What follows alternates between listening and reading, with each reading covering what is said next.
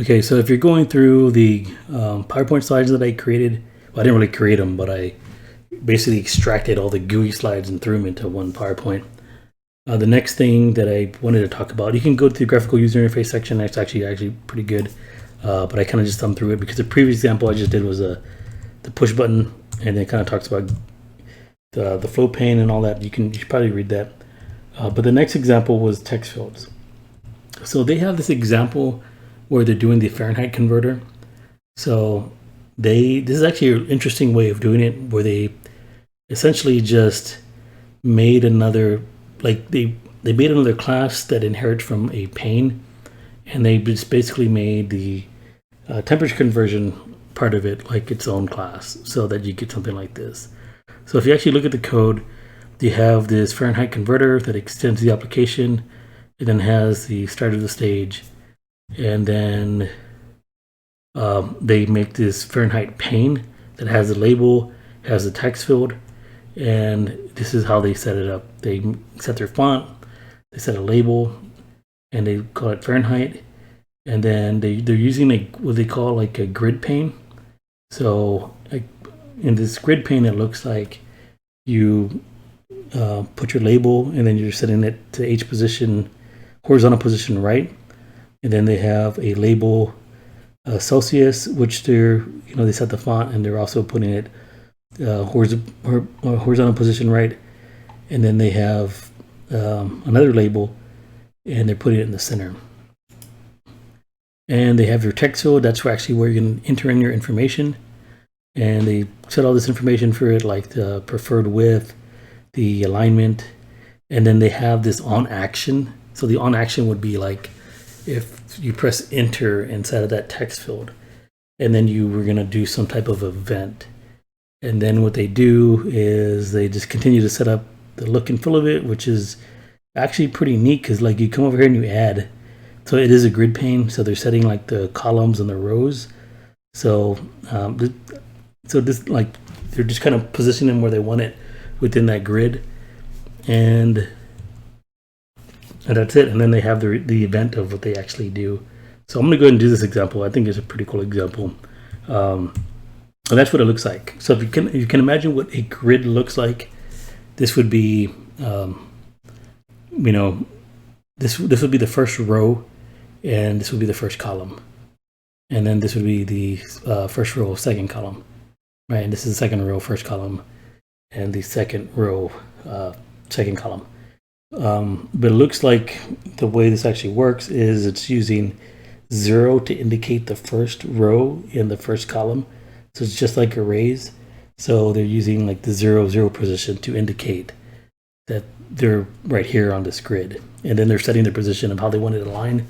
So kind of like lines in the middle. It's actually pretty cool. So what I'm going to do is let's go ahead and just do this example. It's actually a really neat example. So I still have my button application open. So what I'm going to do is come over here and make a new project. And we're going to call this one actually I said I was going to put GUI first. So GUI, and we'll call this one temp converter.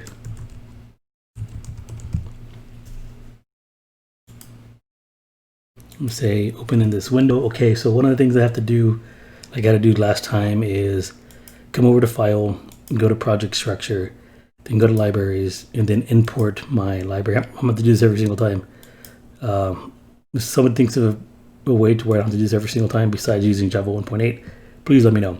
Okay, so what I'm going to do is import my library. So I have that under Program Files and JavaFX. I passed it up, and then I'm going to select the lib folder, hit OK, apply, OK. All right, so I'm going to go ahead and make a class. I'm going to do the whole launcher thing again. I just really like doing the launcher thing. I don't know. It just seems like the correct name for a driver class that's going to start an application, a GUI application. Dang it, I misnamed it. I meant to name it launcher. I named it launch. So what I'm going to do is right click over here and then go to refactor, rename. And then at the end of it, I'm going to put the ER, and I'm going to press enter, and it renamed the class here, and it also renamed the file. Okay, so what I'm going to do is I'm going to use create the main method. Okay, so the way the book does this example is that their driver class extends the application. So I'm just going to go ahead and do it the way the book does it. And I'm going to come over here and import this class.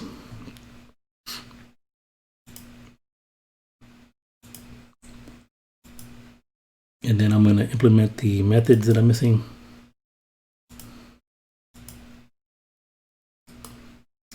All right, and then in the main method, I'm just going to say launch and then args. Okay, then from here, okay, basically they just use the Fahrenheit. They basically created a Fahrenheit panel. They called it a Fahrenheit. Dang, I don't even know how to spell Fahrenheit. It's a FHENHEIT. Pane. I don't know. That looks like it could be right. Okay, and they call this pane is equal to new, and the name of this pane, it's going to be red because I haven't created this class yet. And they had their scene,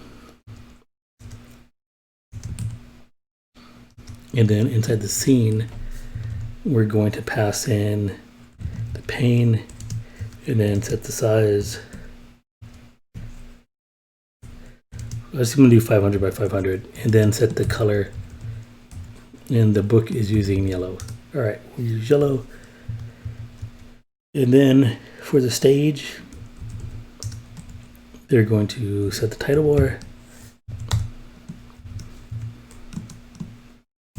And I'm going to assume I spelled Fahrenheit correctly. Okay, and show. Okay, so this I should be able to compile and run this, except that I'm missing. Man, I totally messed up. I totally butchered this right here. Hold on. Okay, except that I'm actually missing this class for this Fahrenheit pane. And one of the cool things that you can do in IntelliJ is you hover over this and it can't resolve it. It gives you the option to create class. You could just hit create class. Destination package, it's just like what package you want to put under. We're not really using packages for these examples, so I'm just going to hit OK, and it's going to put the class like right underneath the source folder. Okay, so this is going to extend. The book has this extending the grid pane. What do I put next? It extends the grid pane. Okay, perfect. All right, so inside of this grid pane, actually inside of this Fahrenheit pane, they essentially just going to, inside the constructor, they're going to set everything up. So let me just take a look at that really quick. They made instance data for, because they're using that that method for the text field, you know, the action method for the text field, they went ahead and made some instance data up here so that this method down here can use it. We haven't created it yet, but they basically had like a public void, and it was like do text field.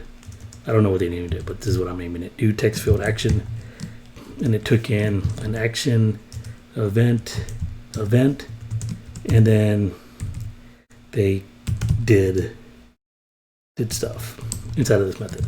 Okay, so because they're doing that, they made some instance data up here outside of the constructor so that they can, so that method can actually see this information. So one of them was label result, and then the other one was text field.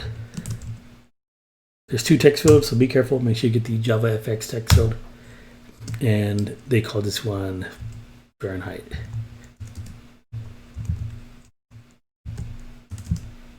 Okay, perfect. Okay, so this label is a little upset at me.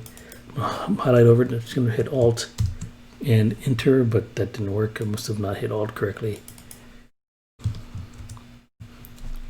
Okay, so I'm going to come over here and import class, and hit JavaFX. Okay, so then in my constructor, I'm going to say public Fahrenheit pane, open close.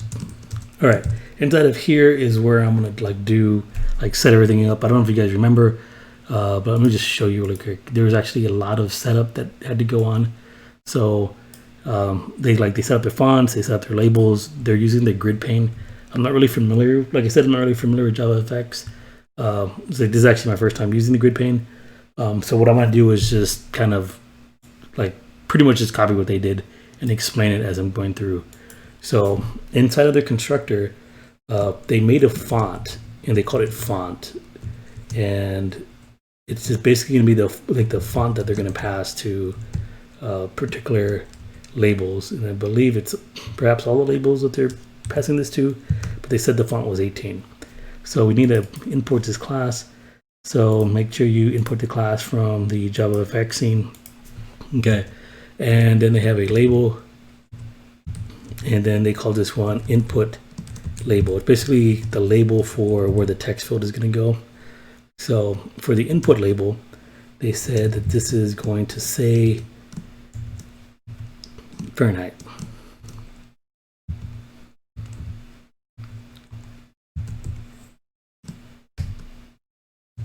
Okay, and then actually I don't know why I put a space there. I'm just so used to using command prompt stuff.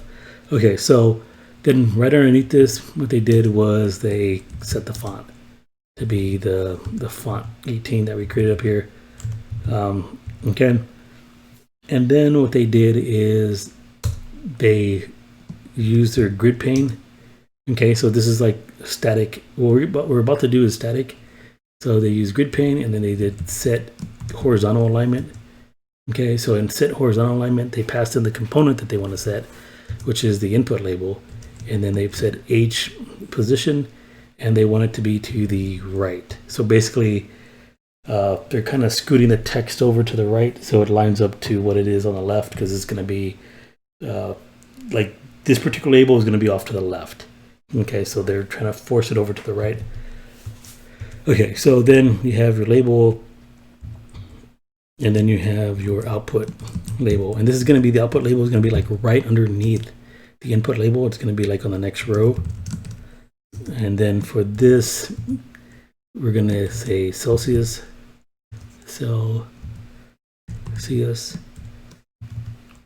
and I'm just going to copy what we did here.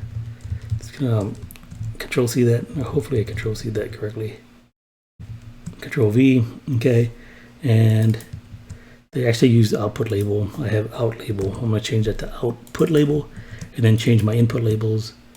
So they basically do the same thing. They just, with the output label, it's like actually on the row beneath it, and they set the font and they set the horizontal alignment to push itself to the right. So that way it's closer to the whatever's to the right of it. Okay, so the next one was the result. Okay, so result is actually up here, and then text field is up here. So result is actually a label, and for now, like if there's nothing inside of it, they're just doing dashes to indicate that it hasn't been set quite yet. So when they first open this GUI, you can see dashes of what the temperature is until something gets entered into that text box. Okay, so they also come over here and set the font by passing in the font object that we created up top, and then right underneath this, they did the same thing with the horizontal alignment, except now they're pushing this off to the left since it's on the right. If that makes sense, right? Actually, no, I'll take that back. They have it centered. Okay, so they have this centered, so they're just kind of putting it in the middle of the position, like with the space that it's going to take. Okay, so the next one is the Fahrenheit one, the text field. Okay, so I'm going to say this is a new text field. There's a constructor for it, and set font. Okay, so it has the font of 18, and then they do stuff like set preferred width, meaning like they're setting the width to have a preferred size so that it's always that size and not anything smaller. So they're saying that they want the width of this Fahrenheit text label to be 50. Okay, and then they use this, they do the alignment for it. And I just saw a bug, a copy paste bug. Up here on line 27, I have output label, right? So I'm setting the alignment, but what I'm gonna do when I set the alignment is I'm gonna set the alignment, but I need to pass in a result because I'm setting the alignment for the result. And for here, I'm gonna pass in the Fahrenheit on line 32. So I'm gonna set the alignment to center with the Fahrenheit. And then the next thing to do is that action. Okay, so I have my Fahrenheit, and then I'm gonna set on action. I'm gonna say this, ... and then do text field action. Okay, and that is going to invoke this method right here. And I messed that up somehow. Okay, so it's still red. I'm not sure why it's incompatible types. So, okay, we'll get back to that. It looks like I have the wrong type. Action event.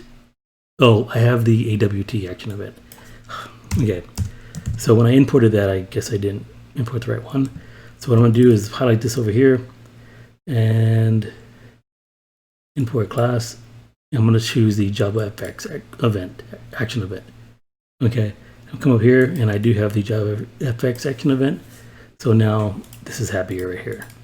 Okay, so there's two action events. Be careful with those. The AWT and the one entitled JavaFX. We're using JavaFX, so that's the one you want to use. All right, so they call set alignment for this entire grid. So remember, Fahrenheit pane is a grid pane. So we have attributes that we can invoke on ourselves.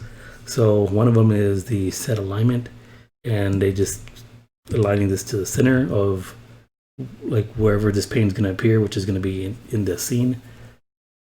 And then they also do the no, they don't do the font. Take that back.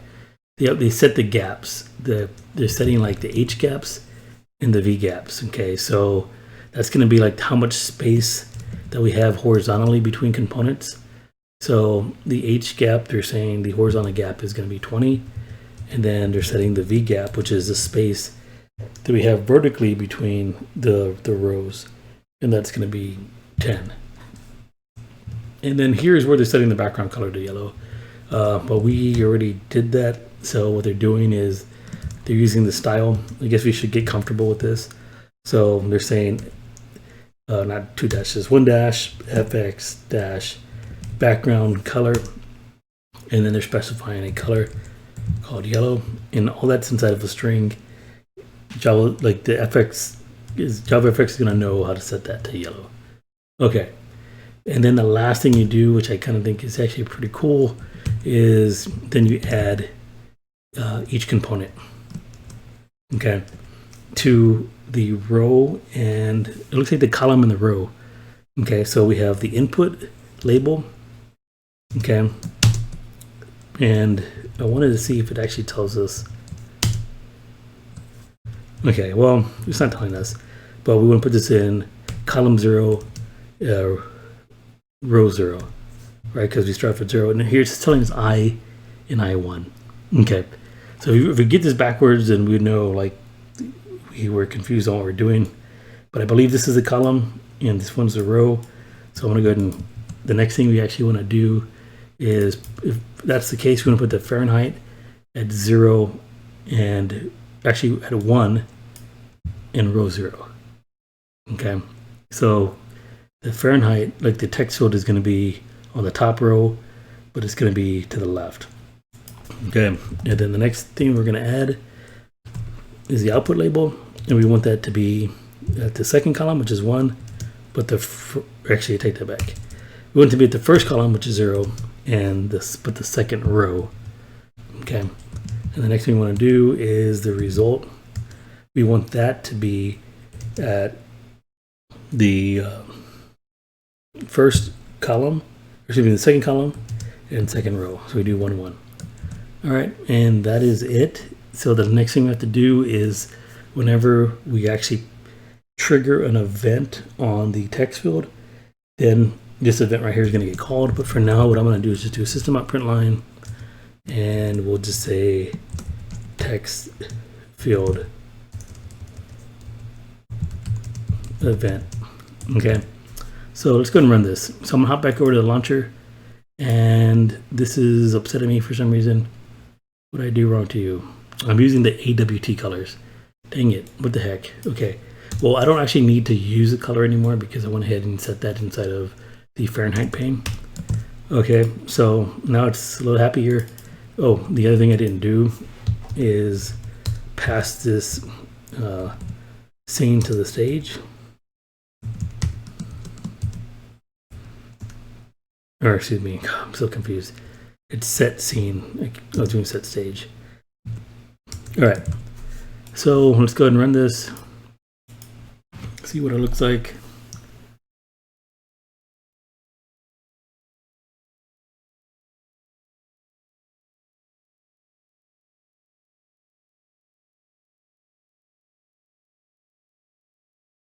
Just click on the right here where it says edit configurations, and then inside of VM options, you just paste in that command that you saw on the OpenFX, and from here, make sure you update this path of where you actually have your JavaFX library. Okay, and this is the path where I have it. Okay, this kind of sucks because it seems like I'm going to be doing this all the time as well. So I'm probably going to save this off somewhere and just keep using it. And then I just hit apply and OK. And when I run, the application works. Okay, where if I put some text in here and press enter, you can see that I'm getting that event to trigger in the background. Now, an easier option, right, to just say, well, let me go back over to edit configurations and VM options. Let me just Control A this, delete it, apply, hit OK, try to run. Doesn't run. So the easier option would be to come over to File and then go to Project Structure and just forget about the later versions of the JDK while you're doing your JavaFX stuff and just using 1.8, and then hit apply, hit OK, and then you don't have to worry about like importing that lib, and then you don't have to worry about setting your VM options, and that works just as well. But what you're gonna have to do though in this case is you're gonna have to, if you're gonna use 1.8, then what you need to do, if you don't have it, is just search, go to Google, type in Java JDK 1.8, and just download that, and you can use that. I'm gonna go ahead and keep sticking with 15, just so I can run into these problems and correct them and make a note. That way, like if my students run into these same problems, like I would know how to help them, so that I'm experiencing these same problems as I'm going through them. So I'm gonna go ahead and come to my edit configurations and then update the VM options, hit apply, hit OK, and then run my program. All right. So once again, that site is openjfx.io, openjfx-docs, and then you can search for IDE IntelliJ within that page, and you should find it. All right, so back to our application. So here I'm typing in some values, pressing enter, and I'm not really doing anything yet because I didn't actually do anything to my event handler method, which is right over here. Wait, where is it? Right over here. I'm not really doing anything just yet. So what I want to do is I want to calculate that value and do something with it. Okay, so this is where you have to kind of be careful because we're actually pulling a value from the text field. So we're going to say int, actually, let's just take it in as a, let's just assume that they can enter fractions, and we'll just say like double. Actually, we'll do this. I don't know what the book did, but this is the way I feel like this should be done. We'll just say like temp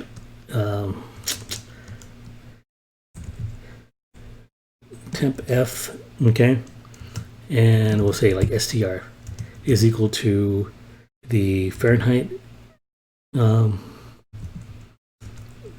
text field, and then I'm gonna say get text, and that should actually give me that string Okay, but then we have to convert that string over into a double so that we can do some type of math on it. So what we're going to do is, let me have a look at the equation. I don't have it memorized, but we're going to take that temperature and then multiply it to, we're going to subtract 32, then multiply by 5, then divide it by 9, and then that's how we convert from Fahrenheit to Celsius. Okay, so I'm going to go ahead and do what the book does, and I'm going to show you something like why I'm thinking the way I'm thinking of making it a string.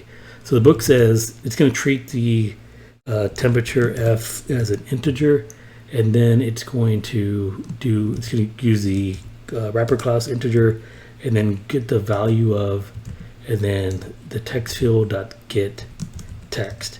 Okay, so that's going to convert the string into an integer, and then I can say something like int temp C is equal to temp F minus 32, and then I can multiply that by 5 divided by 9, and then whatever I have in this value, then I can just say result dot set text to the temperature that I got. And they want to make this a string, so what they did was they concatenated a blank string. All right. I mean, if anything, maybe just do like I don't know. You can probably look up the character set number for this, but it's like the circle and then the F, right? Maybe something like that at least. Or no, actually, the C, because we're going to Celsius. Okay, so let me go ahead and run this. Now this text field is kind of small. I actually want to make it a little bigger, but let's just go. The boiling point of water is 112, and excuse me, 212, but you only see two numbers in because the text box is too small. You press enter, and then you can see that we got 100. But look what happens if I type in a string and press enter. Okay, so it didn't actually crash, but you can see the crash happen in the background. I want to prevent something like that from happening. So what I'm going to do is I'm going to handle this a little better. This is where we can get into some of our error handling using our exceptions. So if we come over here, we could just keep what we did here, but I would feel more compelled to make this a double and make this one a double, just in case like they put a fractional part on the side of the number, and then changing this to a double. Okay, now if you can't parse this is actually going to tell you that it's going to throw number format exception. So what we can do here is we can do a try, okay, and we can catch an exception, and we can catch the number format exception. Say E. If we capture this exception, then what we're going to do is we're going to set a result, but we're going to set a result back to the 3 dashes that we did above when there was no value inside of this. Okay, and then maybe even clear out the text field, right? Let's just clear out the text field. So we can grab the Fahrenheit text field and just say like set text, and then just clear it out. All right, and then the other thing I wanted to do, I commented this out when I was looking at that problem, thinking that maybe that was why it was giving us a problem. So let me come back over right here. Let's just make this a little bigger. Like 50 seems like it's too small. Let's make this 150. Oops, that's 1500. 150. Okay, so let's go ahead and run this. Okay, it's yellow. This is bigger. So now when I type in a string, I press enter, it gets rid of it, and it actually made that all dashes, but we couldn't see that. I can enter 212.9, press enter, and that's the temperature in Celsius. The other thing that I can do is over here, if I delete all of this, press enter, then I get my dashes. So like it handles that exception of trying to parse strings, right? It's like not crashing in the background. It's actually handling that particular case. So like this program is actually a little more robust. So if I put my temperature to 32, I should get 0 degrees Celsius, and then I can see like what 75 degrees Fahrenheit is. Well, I should probably think about minimizing how many decimal points I'm outputting right there. we've talked about that before. Essentially what you can do is just use a string format. In fact, let's use a string format right here. So just say string.format. We're going to format a double, so that's a F for a floating point. And we're going to say, hang on, I forgot to do this. It's like percent, I believe, dot, and then the number of, actually, I think I need to put a 0. Sorry, I don't want to, I probably should just look this up, but I don't want to do that. And we'll just go to 3 decimal places. And then we'll put in AF. Okay. And then we'll pass in temp C. And then we'll come over here and then put like our capital C right there. Okay, so let's go ahead and run this. And I said 75 degrees Fahrenheit and it crashed. Dang it. So I did something wrong. Okay, so let me figure this out. So I know it's an F percent.